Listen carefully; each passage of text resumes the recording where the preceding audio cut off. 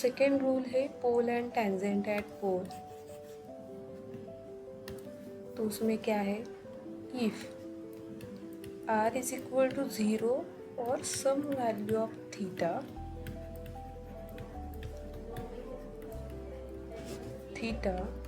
then curve passes through pole.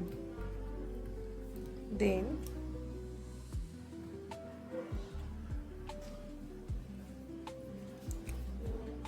curve passes through pole। इसका मतलब ये है कि देखो यहाँ मैंने एक्स एक्सिस ये कोऑर्डिनेट सिस्टम ड्रॉ की, यहाँ पोल है, ये लाइन है थीटा इज इक्वल टू 0। तो कर पोल से पास हो रहा है, मतलब कर का ग्राफ अगर मैंने ड्रॉ किया तो ग्राफ पे पोल पे कर का ग्राफ प्रेजेंट है, इस पॉइंट पे ओरिजिन से कर पास हो रहा है, लाइक दैट, इस प्रकार है। तो इसे हम बोलते हैं कर पासेस थ्रू पोल।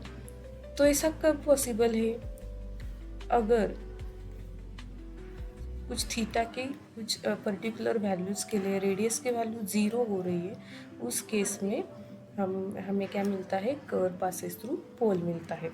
तो हम मैथमेटिकली क्या करेंगे, तो r is equal to 0 put करेंगे, जो भी वैल्यूज़ थीटा की मिलेंगी, अगर मिल गई मतलब r is equal to 0 equation में पुट करना है और हमें उससे थीटा की कुछ वैल्यू मिलती है, इक्वेशन से मिलती है, तो हम कह देंगे curve passes through pole, otherwise curve does not passes through pole.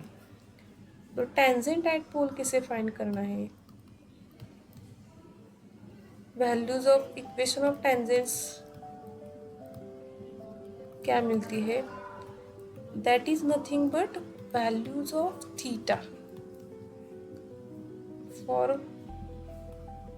For which r is 0।